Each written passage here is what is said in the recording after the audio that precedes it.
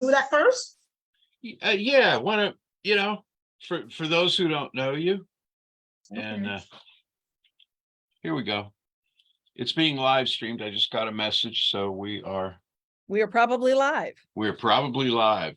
We're probably live. And while I'm figuring that out, yes, we are live. Okay. Hi, we're live on Facebook. We all have our act together because, technology is so much fun. Actually, technology is wonderful. And today, Creative Life Spiritual Center is bringing you a soul session with one of our own.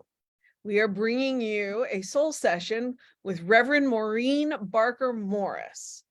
Now, I'm going to tell you a couple of quick facts, and then I'm going to turn it over to her and let her tell you the rest. But Morene was born in Barbados. She was raised by her grandmother in the Nazarene faith, but she loves to study. Now, she moved to England and studied nursing. And from there, she ended up in America, which is where we got her. And she has completed her first book, which will be hot off the presses soon. And I'm going to let her tell you the title. So I'm going to turn this over to our own Reverend Morene and our own Reverend Jesse. Thank you so much, Reverend Lisa Ryan, our host. Well, Maureen, you and I go way back. Yes, we do. At least 25 years. Yes, the least is that. I think possibly more than that. Yes.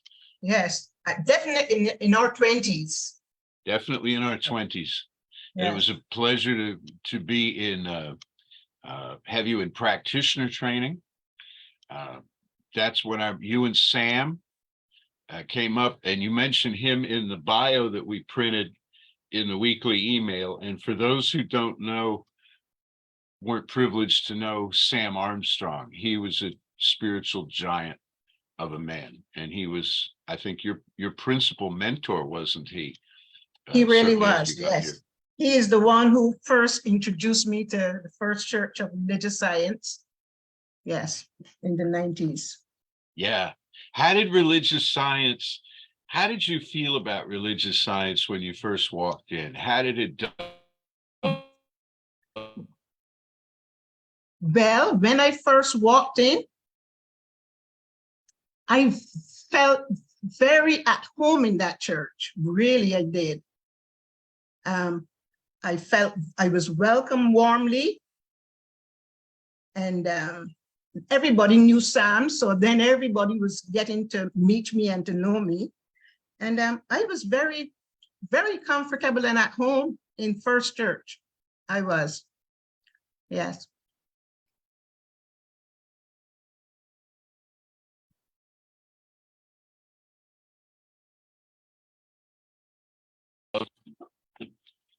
Okay, is that better? Yes. It's been doing that lately, going out on me. I think I need a new sound card. Yeah. It just started Monday night. The philosophy that you encountered in religious science, how did you incorporate that into your belief system? Wow. That's very interesting, Jesse, because it started happening after I went to England. I went to England, just an ordinary Barbadian girl with a Christian faith, to be exact, Nazarene faith. With all my biblical knowledge and believe in all those biblical stories, and I was very happy in that sense.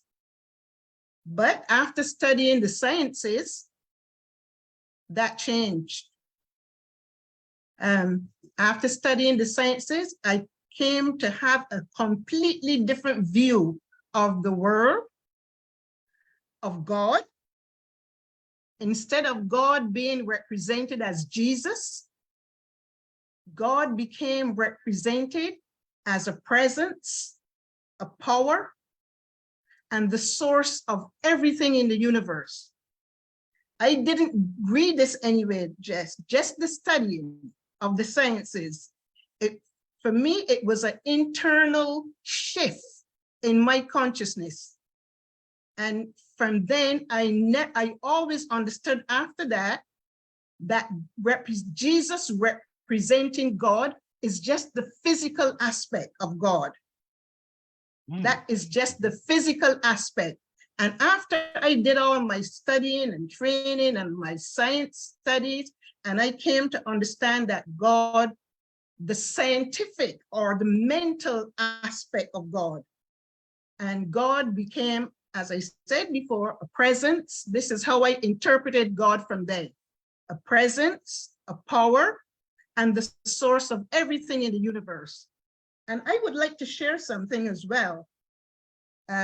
What I have found out, my mentor, Sam, the only book he studied to get his different understanding and different way of seeing God is the Science of Mind magazine. This is what he told me. That is all he did. For me, I did quite a lot of research on my own. And this book, should I show it, Jess? Please. Life on Earth by David Attenborough. I think this is the one that gave me such a good idea of how life on Earth evolved, that I was just able to, I didn't do anything special. When I closed my eyes, I would see a whole process of how life evolved on Earth from a scientific perspective. Yeah, and that was awesome. That is beautiful. Yes. Going back to Sam for just a moment. Yes. He, as I recall the story, and he passed, he left us some years ago, but as I recall the story, he bought a Science Mind magazine on a newsstand in New York City, and that started his journey. That's absolutely right. That is exactly what he told me. Yeah. He said he read through the book really quickly, and he found out where he could get further books, and he contacted the Science of Mind, and he was able to get his books. And this was the only thing that Sam used. Of course, he did a lot of research and study after, but in the beginning, it was just our Science of Mind magazine that set that incredible spiritual being on his journey. That's fantastic. Let me just throw in here, Reverend Arthur Johnson, whom you know, and who I believe is watching tonight or will watch on YouTube when it goes up. How we met him at Creative Life. He subscribed to a magazine that went out of business, a spiritual magazine. I don't remember the name of it. I'm not sure he remembers the name of it, but that magazine sold its mailing list to Science of Mind when they went under. And so 1 month, instead of getting what he expected, he got Science of Mind. What's this? He said. And he started going through it, and that changed everything for him. Wow. And he became a metaphysical teacher now, as he is, and speaker at our center and so on. Well, this is fantastic. So was it evolution really that was the scientific aspect that kind of blew your mind when you encountered it? I am absolutely sure it was, Jess. And I must admit, I got a bit big-headed about it, because I left Barbados just this young girl with all this Christianity, and suddenly I'm faced with all this new knowledge. And I'm thinking, wow, well, what am I going to do with all this knowledge? And at the time, I didn't really understand what was happening to me. God only explained this to me after. All I knew, that my view of the world had changed. That's all I knew. Yeah. Yes. Well, there's an old saying that we get ideas before we're ready to have them. Oh, and okay. it's, and then we have to grow into the idea very often, especially when it's a big conceptual thing like you're describing. Like that. Yes. Yeah. It is really something to come along all your life up to 21, 22 years old, believing one thing, and then you get up the next morning and your mind is completely changed. Yeah. To this new concept and this new realization. That's what it was for me, a realization that God is does not only have a physical aspect, there's also a scientific, mental, intellectual aspect to our Creator. That's what I got from that. Yes. In your book, you list a number of levels of consciousness. Yes. And I want to mention your book, which is going to be called How Consciousness Evolves. Everybody, please make a note of that. How Consciousness Evolves. Not yet in print, but soon to be. And then it'll be available on Amazon and through all the usual, I think Danielle mentioned Goodreads and all of the online vendors and stuff, and we'll certainly carry it at Creative Life as well. Yes. But you mentioned in there, like the astral level and the vital energy, the vital level, and so on, that these are all simultaneously happening within us. Yes. What I did learn from that is that the first stage of consciousness that we undergo is at conception. Now, I didn't read this anywhere, Jesse. I got all of this from my creator. It's at conception. And the next stage is at birth. As soon as we take that first breath in as a baby, that is when the spirit, soul, and consciousness comes in, come into us, because it was with us from the beginning. It just comes back in us again. And then the next stage that I became aware of is during my first years in Barbados. After studying the Bible and participating in all the stuff that you do in your Nazarene faith, I come to understand that Jesus, this is a physical aspect of God. Jesus represents the physical aspect of God. So does Buddha, so does Muhammad, and all these prophets, they represent the physical aspect. And then after that, I told you, I went off to England and I got this scientific understanding. And the understanding is of God, it's of man, humanity, and of the universe. When I was in Barbados, I didn't know very much about the universe. Everything was just the world. Mm-hmm.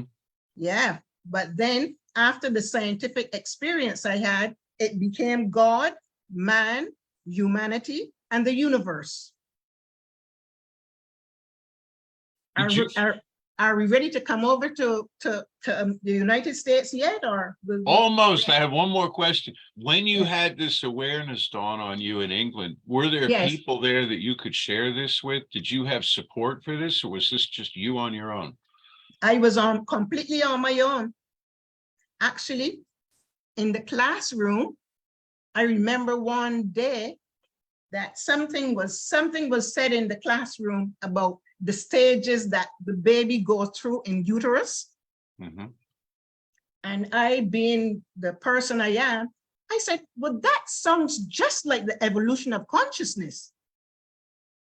And that teacher said to me, oh, we are not here to discuss that, Maureen. We are just doing the stages that the baby goes through in the uterus. Yeah. So no, I had no support whatsoever. Stay in your lane, right? Yes. Yeah. Okay. Yeah. There's a school of thought. We're almost coming to America, but one more thing occurs to me. There's a school of thought you're talking about at birth.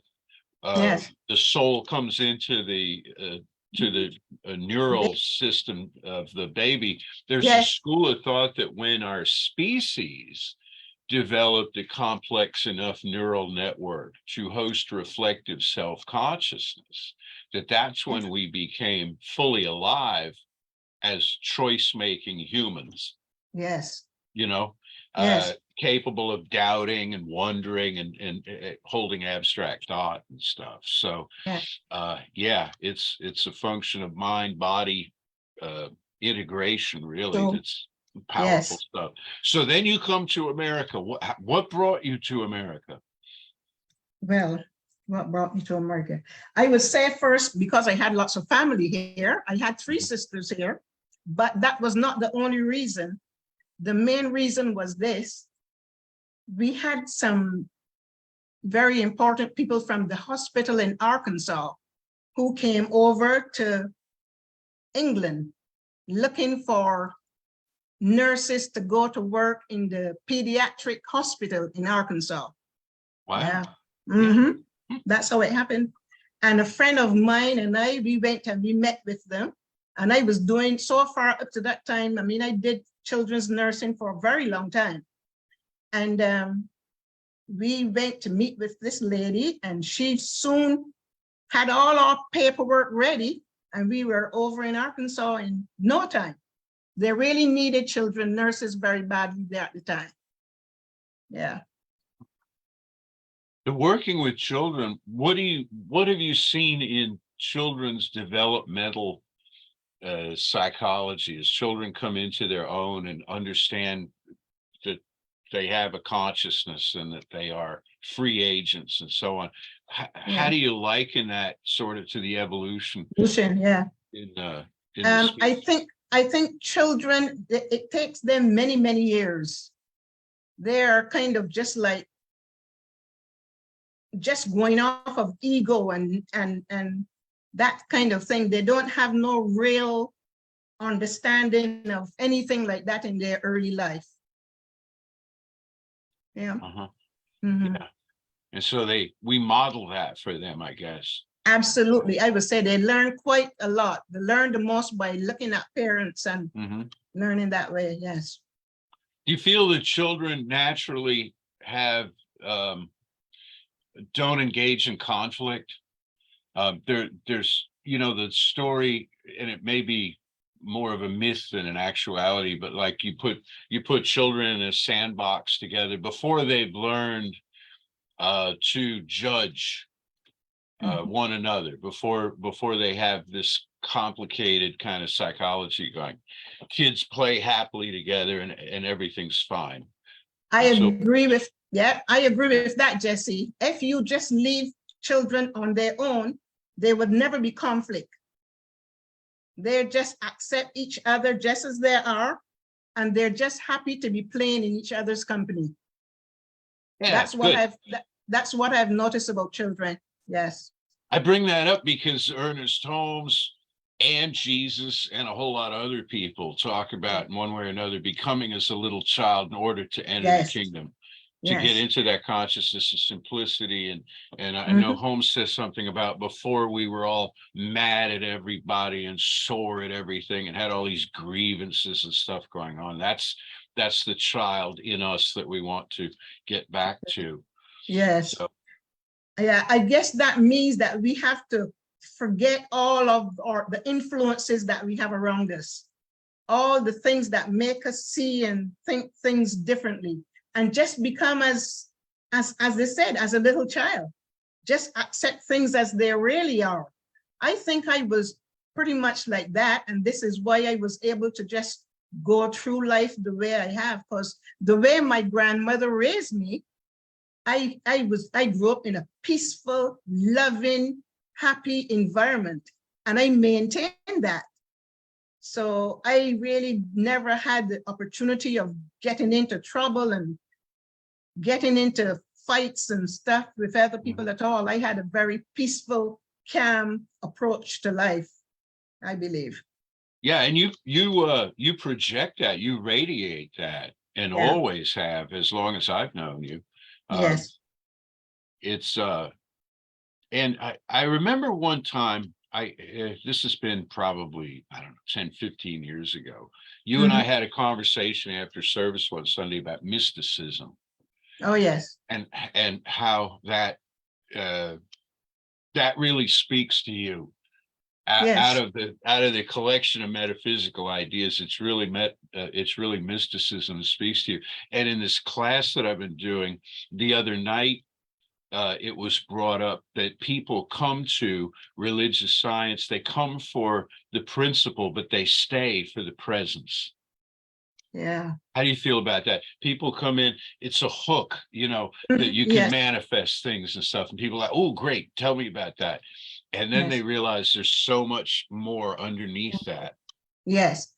I will tell you this. I remember that when I was doing my treatment and meditation prerequisite in First Church, I can tell you this for sure.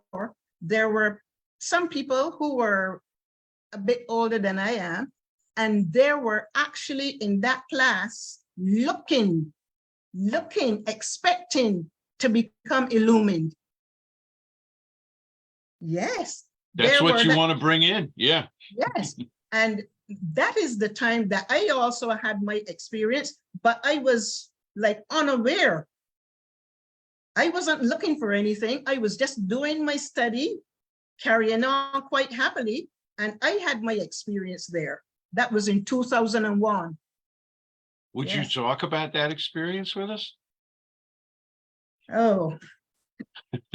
I Only as remember, you're comfortable. Yeah. yes, I remember only my mentor telling me at the time, he told me, do not share it. Ah, It was 2001, and he told me that do not share it. But I did not stick to that, because like when I was doing that teaching class, quick start, mm-hmm. it depends on what was being said in that, and I would share a little of it with the students, because I think that the students should know that this is possible. Is this not why we do the studies and do the practice? Is it not? Yes, we do the practice and the studies to grow and develop, to become Christ-like. That's why we do the studies. Yes, and we don't want to hold that back.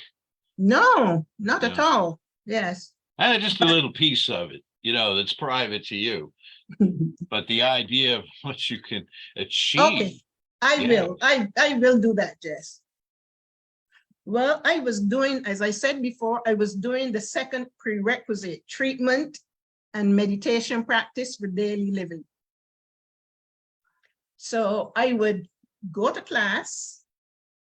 When I go home, like I do all my classes, I will go and do my homework. I will do some reading. I will do some meditating. And then I will go to sleep after I've done all of that, which takes quite a lot of time. This particular early morning, I was in meditation. I was literally in a meditative state. And suddenly, I felt that as though I was being surrounded by something. At the time, Jesse, I really didn't know what it was. I didn't understand what was happening to me. Mm-hmm. But I've come to understand that it was the Spirit of God. And suddenly I came to, well, I'll tell you what I was saying. I was saying, there's only one God. This is what I was saying in my meditative state. This God is love, peace, joy, and harmony, and I am one with this God. And this is when this occurred. And for the first time in my life, the oneness that I felt was absolutely incredible. I had never felt that oneness before. And I was saying this now going, this was quite a few years, but this oneness was very special. I felt that oneness. I saw that oneness. Just the one universe is what I saw. I felt it, I saw it, and I understood the oneness in a way that I had never done before. The next thing that happened is that I had a feeling of love, peace, joy, and harmony came within me. And of course, I'm in a meditative state, so I can't speak, but I am trying somehow to say, because I knew it was something special, Jesse. I knew it was. So I was trying to say, I'll say it, but this is what I was trying to say, in verbatim in my mind. I was trying to say, thank God, thank God, thank God, because I knew it was something special.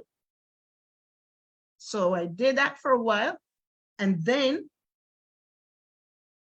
even though this is the most amazing thing about it, even though I was in this happy, euphoric state, some big tears, I could feel and hear the tears coming down, like plop, plop, plop, coming down from my eyes. Even though I was in a happy state, this was happening. I've come to learn to understand now that there are two things that have to happen in order to be illumined, to experience cosmic consciousness or any of those things, there must be spirit and there must be water. These are the two things that John the Baptist, yes. You remember in the River Jordan, if the dove came down to represent spirit and the water in the river, that was for Jesus. This is how it must happen. If these things don't come together, it's not going to happen. You need these two things to happen. So anyway, I'm still in my meditative state with all of this going on and me not being able to come out of it. After the peace and the joy and the happiness came in, and as I said, I was still there in my meditative state, and there's not very much more that I can say about it that I remember. But the next morning is when it all came back. The next morning, funny enough, I was not sitting in my meditative state. I got it from lying in my bed. So that means spirit would have done that too, put me to lie in my bed. And I don't like to talk about this very much because I know it's not part of our teaching, but I guess this happened because of my past teaching. When I first started to speak that morning, it came out in tongues. Oh, Yeah. So I would never tell anybody anymore that speaking tongues is not true. Yeah. It is part of spirit. It is part of what spirit does to us. Yeah. So that happened. And then I realized that that feeling of love, peace, joy, and happiness was still within me. It was still in. It didn't leave me. It was still in. And I also felt that I had a Christ consciousness within me as well. I was aware of that. And that feeling made me think that I will always be divinely guided, guarded, and protected. This is how that made me feel, that I would always be guided, guarded, and protected. And my day just went on as usual, only with these few changes, like me being aware that I've got a new heart. That happened, I became aware of that in the morning, and that the love, peace, joy, and harmony has stayed within me, and that I was just a new person. You were reborn. That's what it was, in Jesse. the spirit. Yes. I was just a new person from then. Yes. 22 years ago. Have you had similar experiences since, or was that enough? That was the big one, but the ones that I was having before was during the different shifts in consciousness. Yeah. Yeah. At the different stages of my life. Now, do you write about this, or is this? Did I overstep in getting you to tell this story? No, I didn't you didn't overstep, Jesse, because I have it in the book. It's in the book. Yes. Okay. So it will be made, because I think people should know. Oh, and now you say that, there's this other book that I have to tell you about. When I had my experience and I didn't quite understand all of what it was, and of course, God allowed me to know that it was what I experienced was cosmic consciousness. You know of this book? I know that book, yes. And I researched this book. It's by Richard Morris Buck. And this is what gave me all the information I needed to understand what occurred. That's phenomenal. Yes. That's a very old book. That's from the early part of the 20th century. That's right. Yes. Canadian man, I think he was. That's fantastic. Yeah. Now, there's a book that you mentioned in your manuscript by Florencio Perez. Oh, yes. Yes. I got quite a lot of him from him as well. He worked at NATO. Yes, he worked there, and he was a very advanced man in his thinking. That book is called actually The Evolution of Consciousness. Yes, and this explains all the different what I went through is not the same as his. And then I've seen other books that they're very different. So people do have different changes in consciousness. But when you look at them on the whole, there really are similarities, very good similarities. It is just that everybody do not go through the same shifts in consciousness. Yeah. Would you say that Mhm. the feelings that you had in those two linked mystical experiences are similar to what you hear people have in near-death experiences, of being surrounded by just this kind of cocoon of bliss? Yes. Yes, I've actually spoken to people about that, and they really are very similar. I am still wanting to know exactly, and I've met a friend who she said that she had a near-death experience, and we really want to literally get together and share and see the similarities. But from listening to her speak, she is very, very aware. She's got a very good awareness, and that came from a near-death experience. So yes, there are some very, very, very strong similarities in the cosmic consciousness illumination and the near-death experience. Did your friend Yeah. come away fearless? Not at all. Yeah. Not at Yeah. all, no. And I was never fearful either, Jesse. Yeah. I was never fearful. I never ever fearful. I just accepted it as that is how it is. I was never scared. I was never ever scared, no, of my changes.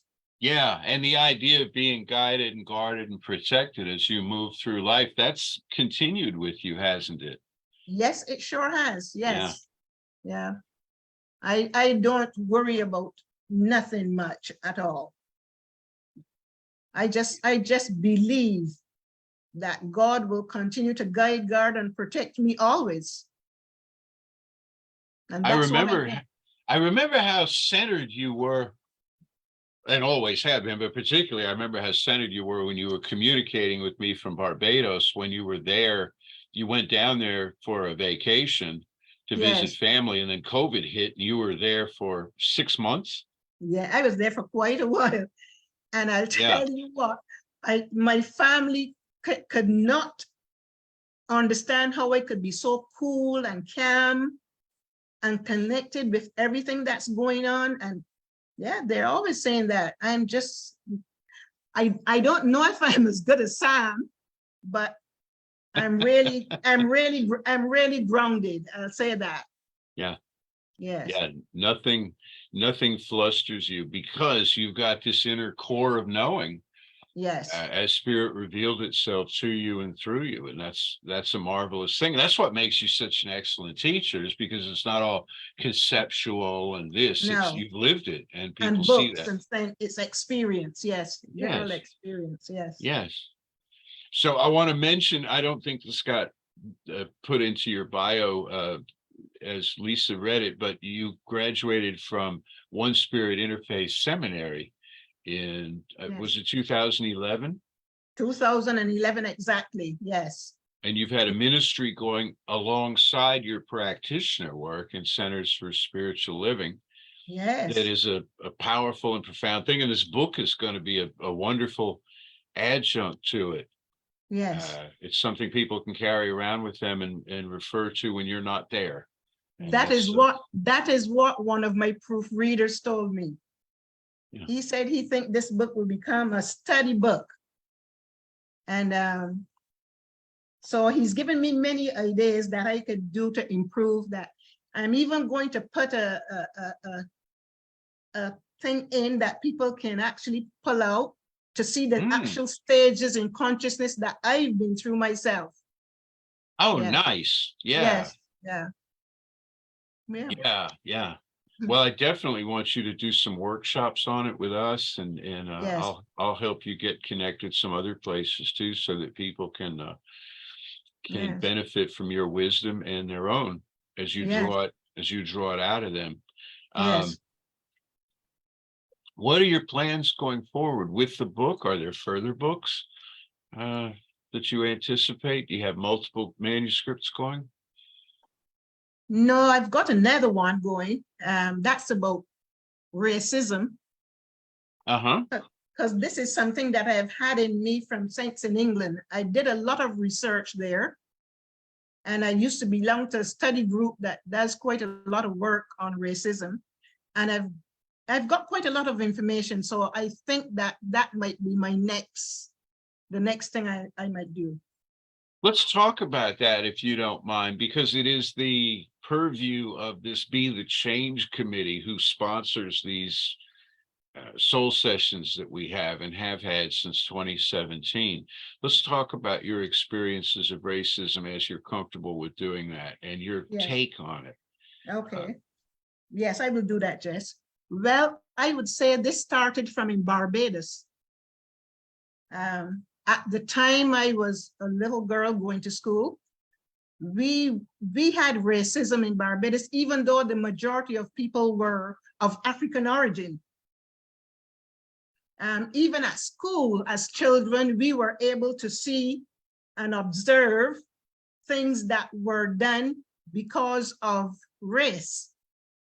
People were treated differently. Children were treated differently, all because of race. And anyway, what happened to me was a very good thing.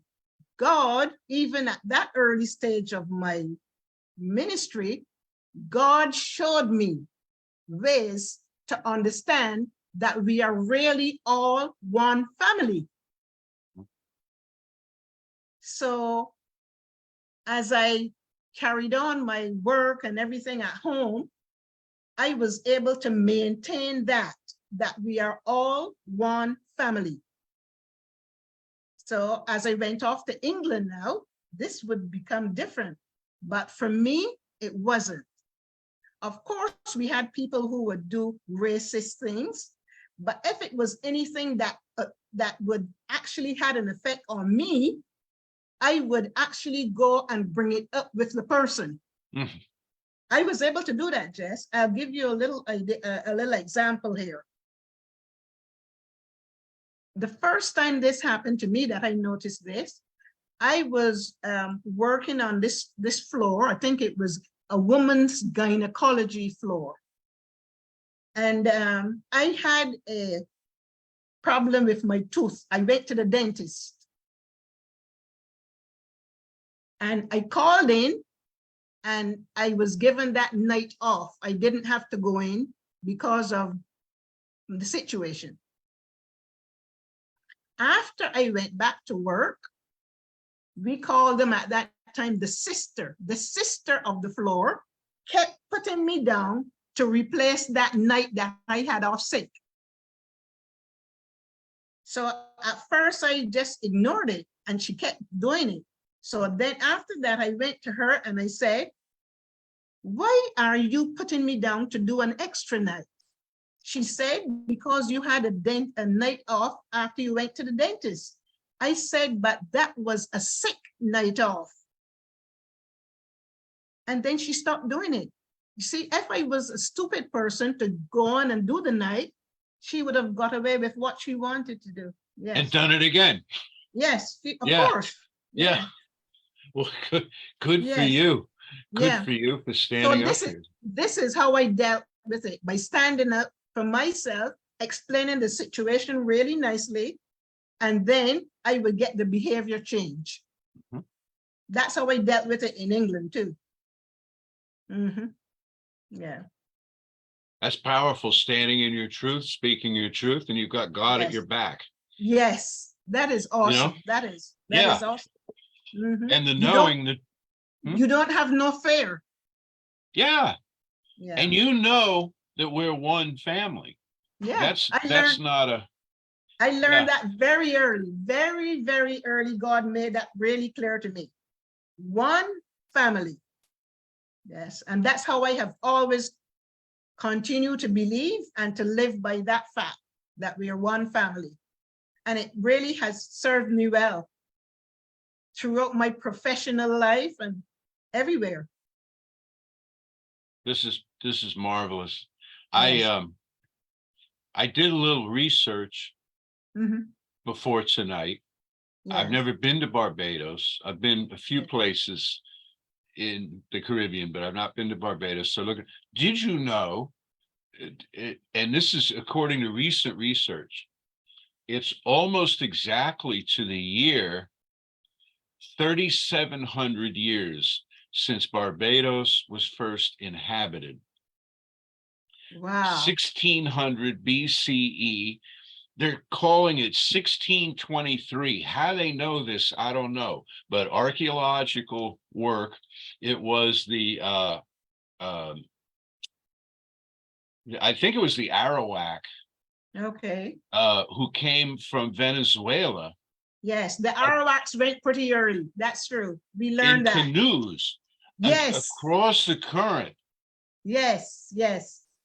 Um, and then they were later, it was said they were a short-statured people, and so later the Carib Indians, Carib Yes. indigenous people came and routed it, and they became the dominant tribe. And why I'm bringing this up, beyond the fact Yes. that I think it's really cool that it's like 1623 Yes. to 2023, is when we were talking in our meeting last week about tonight. Mhm. We were talking about Barbadian spiritual heritage, and Yes. I think what I was thinking, and several others of us were thinking, is that there's still indigenous spiritual practice. There's a remnant of that in Barbados, and what I heard from you, this is coming out kind of haltingly because I'm trying to make it Yes. make sense, but what I understood from you is that all of that was suppressed by the English, Yes. and so really the cultural heritage that fostered you Yes. was European. Is that Um, accurate?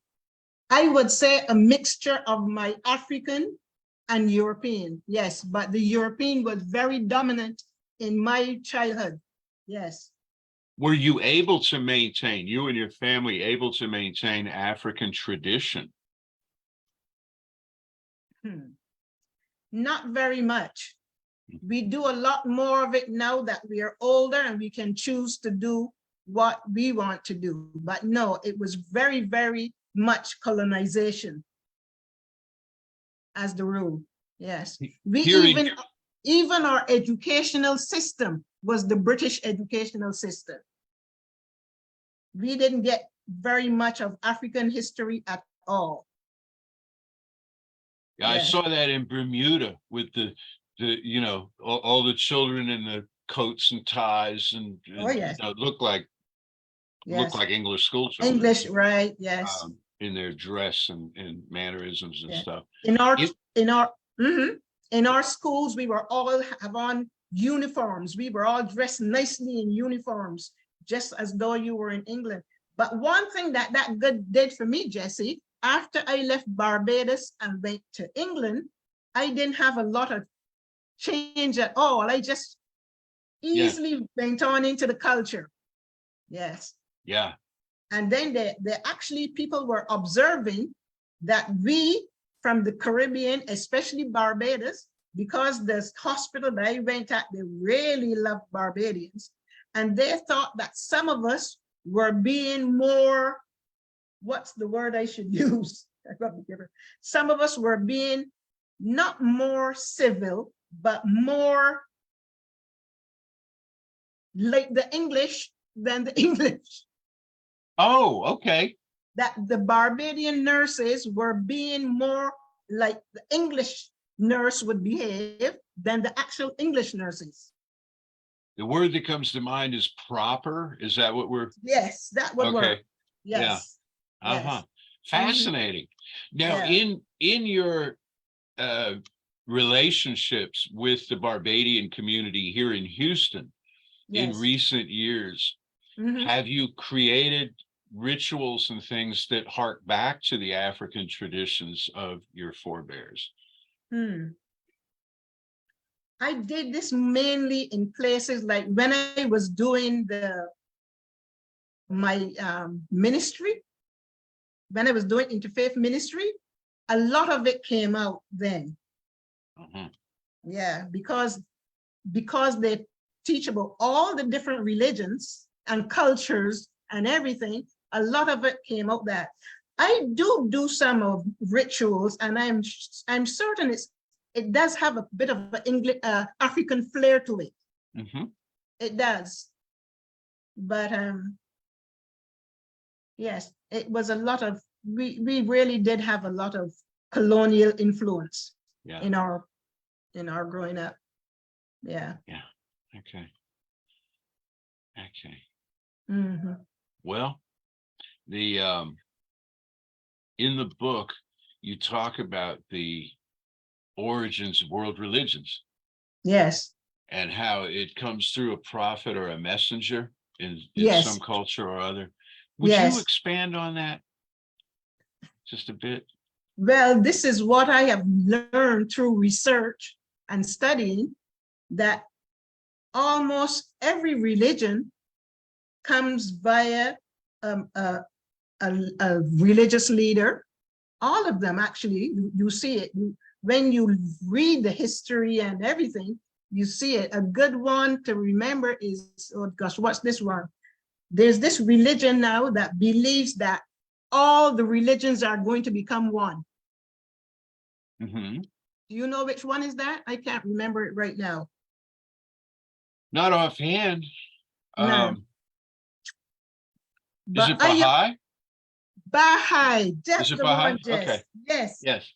And I think they are absolutely right. I think that we've got no choice.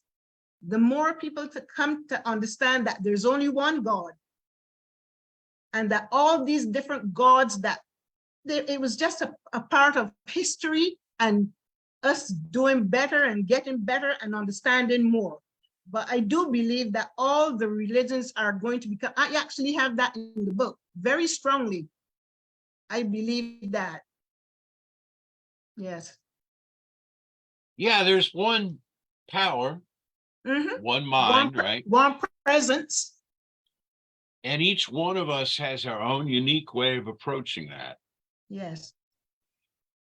Um, some through prayer, some through meditation, some through both, some through ritual, Yeah. some through intellectual exercises, some through physical, like yoga Yes. and things. Spiritual practices. Spiritual practices, multiple spiritual practices. When Reverend Mio K tells us about kneeling on a stone floor in a temple in Japan for hours at a time. Yes. Uh, who wants to sign up for that? But Mhm. she did, and you couldn't keep her from it. Wow. And it was the path that spoke to her. And Yes. sometimes we go to the path that's the path of our ancestors, and sometimes we swerve off in a whole different direction and pick up something from another culture on the other side of the world. And Yeah. as long as we don't make a cartoon out of it Yeah. and cheapen it, but Mhm. follow through with a sincere heart, and it's a great and wonderful thing for us and for that path. Yeah. This is Yeah. I believe that we do that because there's something that we need from it. yeah. We need something from that to get us back on track. God has all this organized, yes. When the time comes, God just organize it, Spirit just organize it, and we just fall into place. We think, like, for instance, when I left home and went to England, I thought I was going to do nursing. But there was something, a bigger thing that had to happen to me than just studying nursing. So yes, we are all on a spiritual journey, whether we know it or not, and God is in control of this journey. And God is the one that leads us where we need to go to do what we have to do on that journey. Yes, so we do that sometimes. We leave and go on to different religions because it's something that we need from that religion. Yeah. And they all have something unique. Yes. Yes, they do. They do. Had people come, you may have heard this, have had people come into religious science and they say, you people don't have enough rules. We need more discipline. We need more structure. We have other people come to us and they say, I'm so grateful to find a place that Yes. doesn't have this intense structure and this endless list of rules. And it's like whatever you're looking for. And we don't need all that structure, Jess, because we are being guided. We are being guided by our creator who knows better, and our creator guides us where we need to go. You don't need all the rules and all the rituals and all the things like what we had to do in our first church. Not necessary. We need to be free to allow, because if you are free, then it's easy for God to guide you and move you to where you need to go. If you're one-minded and narrow-minded, then nothing is going to happen. You're not moving anywhere. yeah. Yeah.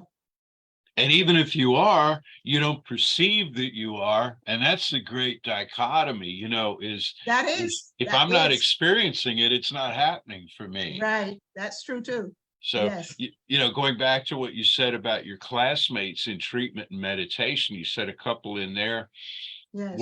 were determined to have a spiritual, they were determined to have an experience. They were determined to know. Yes. And not quit till they did. And you know they got that in probably surprising ways to them. But we get what we go after. Because they were looking for it. Yeah. Yes. Yeah. Whereas if we sit back skeptically and we wait for something to happen outside of us, it's going to shake us up. Even if it did, we'd miss it, you know. Yes. It's just like there's a moon outside my window tonight, but I'm not looking at it. I hear you. And there's something, everywhere.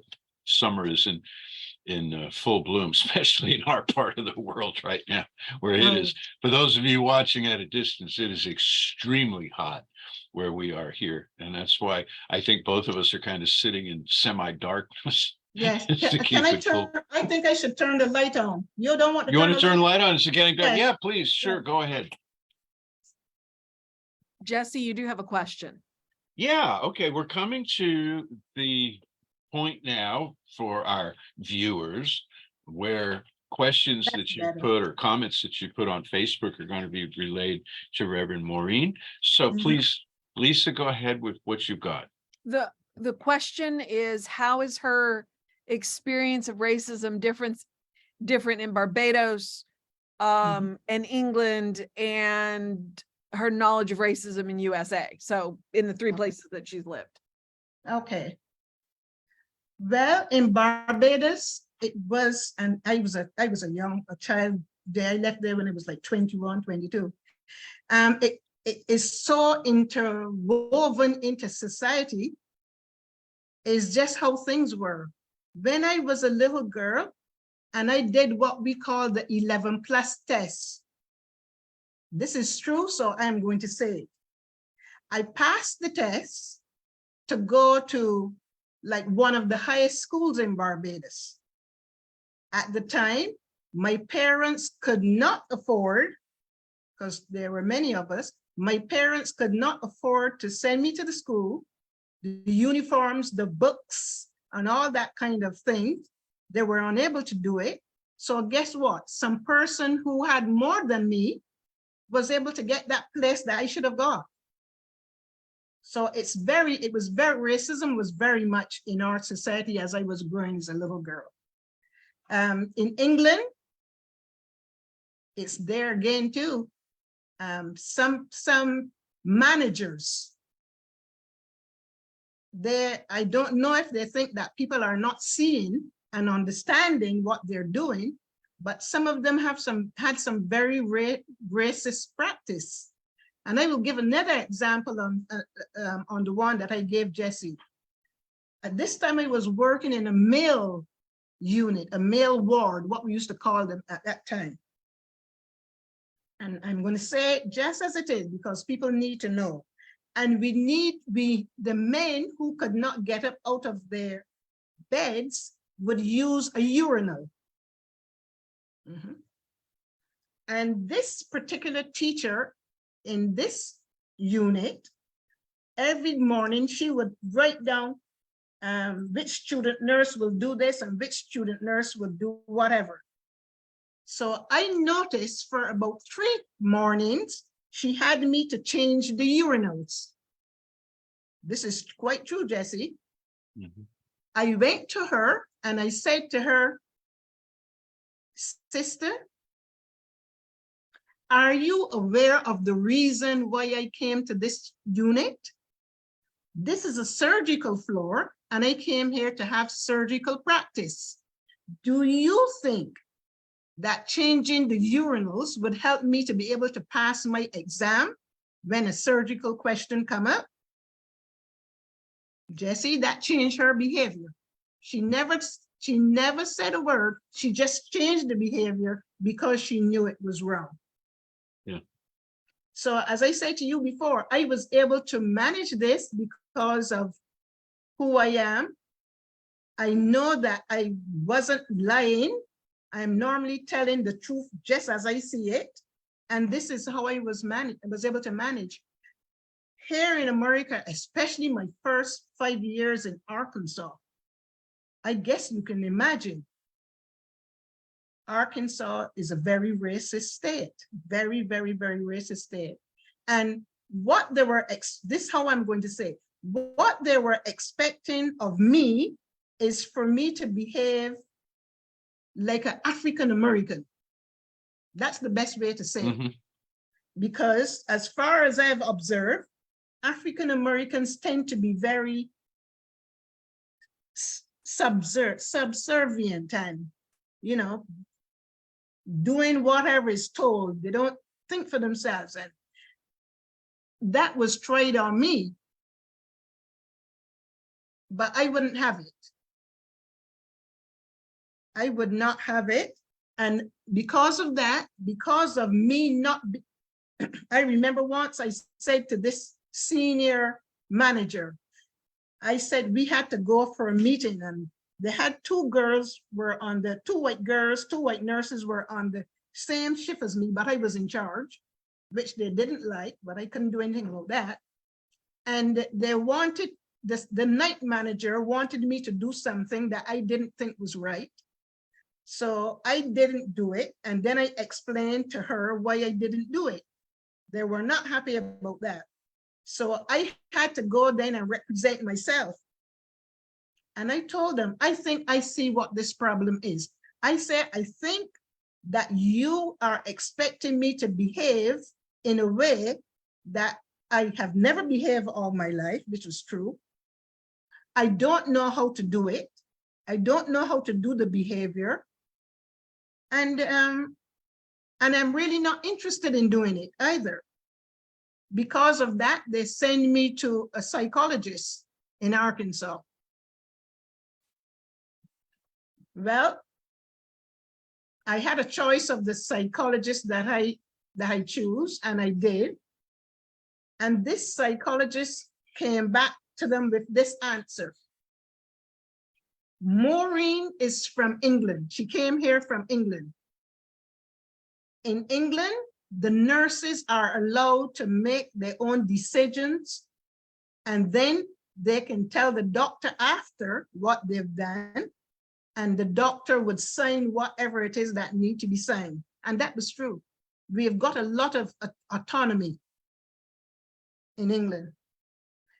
She also told them, Maureen is a person who has never, ever subjected herself to be ruled or controlled by other people. She has a mind of her own. She thinks for herself. And this is why we are getting the problem here. That's what the psychologist said. So after that, that behavior stopped. They stopped expecting me to behave in a way that I didn't know how to. So I was able to manage racism whenever it raised its ugly head, because that's what I say it does. Not being horrible or offensive or anything. Mm-hmm. Just saying the truth as it is. Brava. Does that answer your question, Lisa? She's gone. No, I'm still here. I'm just chewing on that answer, and I appreciate it very much. But the person who asked the question did say yes. Now, there was one quick question. because you were talking about the school, was there not financial help available in Barbados in those schools? Oh, not very much at that time. No, not enough. I would have really needed quite a lot. Was this before independence? Yes, Yeah, okay. yes. It That was was in before what, independence. 61? So yeah, it's right Yes, before. 64. Uh-huh. Yes. Yeah. I was 11 years at the time. Mhm. Yeah. So that was about 1958. See, that was Yeah, okay, yeah. we became independent in 64.